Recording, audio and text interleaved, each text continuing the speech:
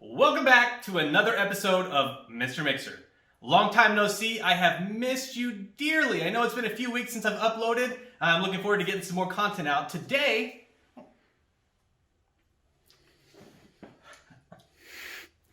so last week we took a look at how to adjust the speed control board, speed control plate, to get your machine running smoothly. What I didn't show you last week was how to actually change the plate out. So that's what we are going to do in this episode.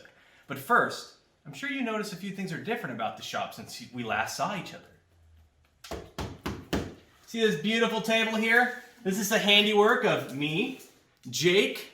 Jake, say hi. Hi. Jake's the man behind the camera. And my father-in-law, Eric. He was pivotal in helping us build this. I'm telling you guys, this thing is awesome. It's huge. You saw my last table was only like 6 foot. This baby is 12 foot long and it is sturdy as heck. You can coyote ugly this baby. Start the disco music. The moon crawl.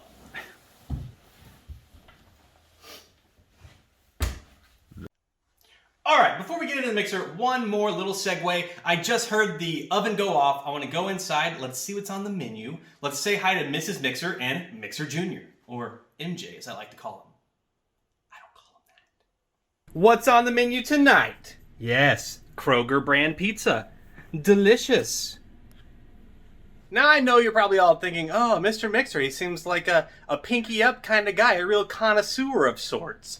Actually, I'm probably just like you, and sometimes on a Tuesday night, when you and your wife both work hard, it's just fine to settle for the frozen pizza.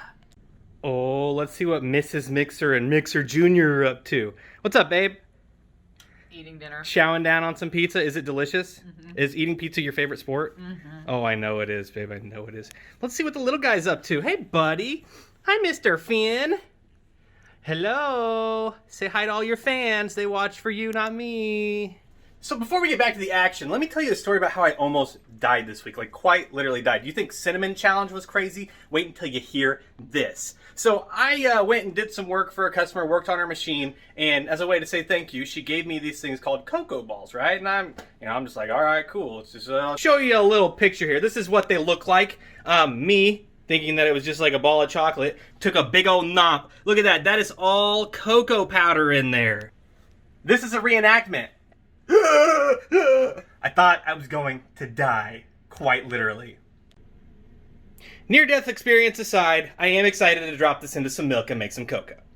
Alright, let's hop right into the machine now. So, you know, last week you saw we took a look at the speed control plate and how to adjust it. Let's figure out how to change it real quick. Tools you're going to need for this job, very simple. You're just going to need a pair of needle nose pliers and a Phillips head screwdriver. So, let's hop right into it.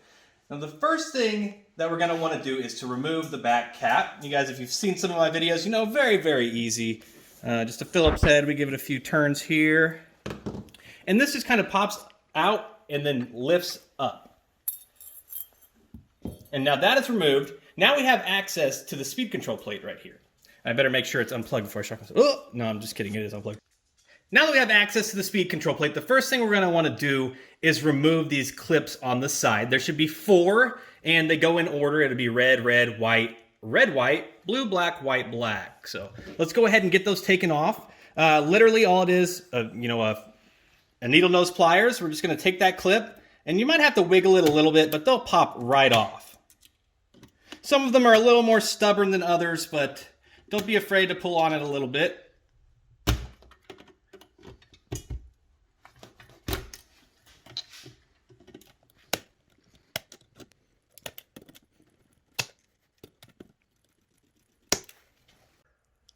Okay, now that we have all of the clips off, now this next part is optional. You may choose to do it, you may not, because you can definitely work around this. But if you want to pull this out, sometimes it's easier to actually get the band off as well, because it likes to grab behind that band, and it'll actually cause it to rip like that. It's not going to be the end of the world if you rip yours.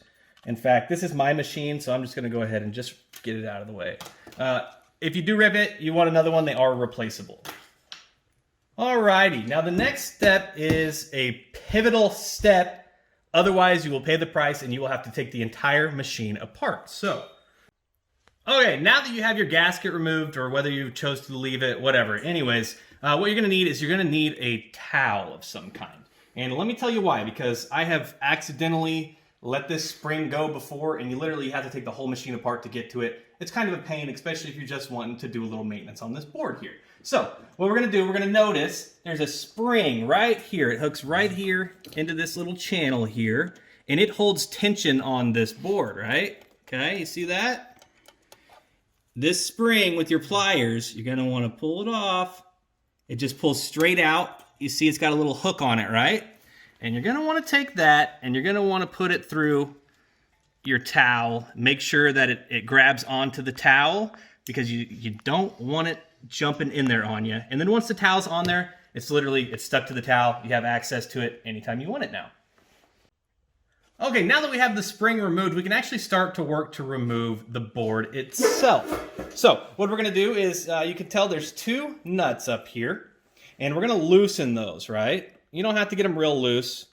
These are actually basically set screws, essentially, and that nut locks that screw into place. Not all the time. Sometimes they come loose, which is why you have to adjust your speed controls. Anyways, we'll loosen those up just a hair. Then what we're going to want to do, take a Phillips head screwdriver, and we're just going to unscrew these. Now, you kind of want to unscrew them both evenly, especially if your board is still good and you're just trying to access something behind it for some reason. Because if you just unscrew one all the way out, it kind of makes it all janky. It can throw some stuff out of whack, so don't do that. Make sure you're just giving a few turns on each side, and this will literally just pop on off when it's done. And you'll have to wiggle this little plastic rod comes through there, and just like that, it is removed. Now, in the later episodes, we'll discuss what's behind it here. You have a bearing bracket, you have a governor, and you have a phase control board. So we'll touch on those in later episodes. For now, we're just going to be taking a look at the speed control. So, now that we have our new speed control, let's go ahead and reinstall it onto the machine. Basically, we're just going to be doing everything we just did in reverse. Now, the first thing you definitely want to do is make sure that this white push rod here goes through underneath this lever on the speed control plate and into that little channel. You can see right above that bottom screw, you see that little cutout? You want it to go into that.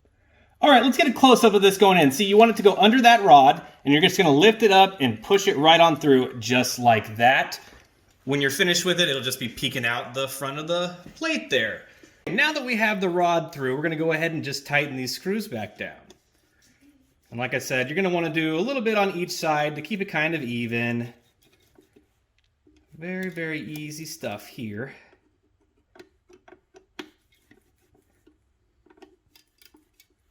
Okay, so now that we have those in place, you're going to have to, if you're putting a new one on, you're going to have to tune it again. We will link that video at the end of this video. You can go back and kind of watch, see the reasons why you may have needed to change this board, see how to tune it properly to make sure that it is running flawlessly.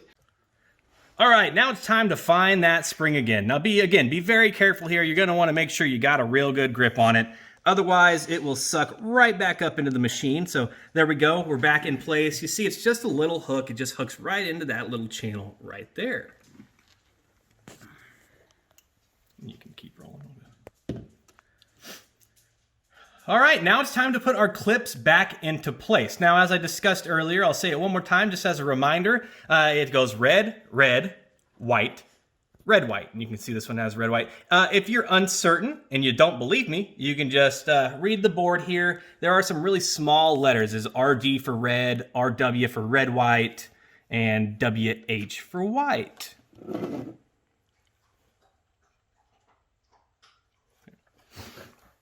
All right. And we'll just go ahead and clip these back into place. This can be done by hand.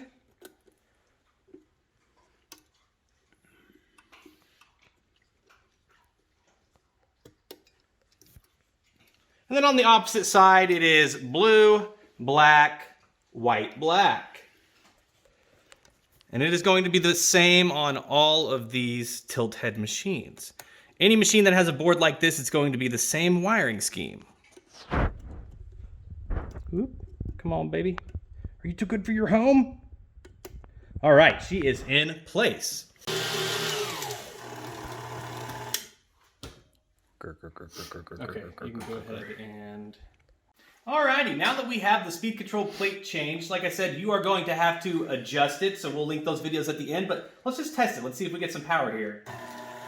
Alright.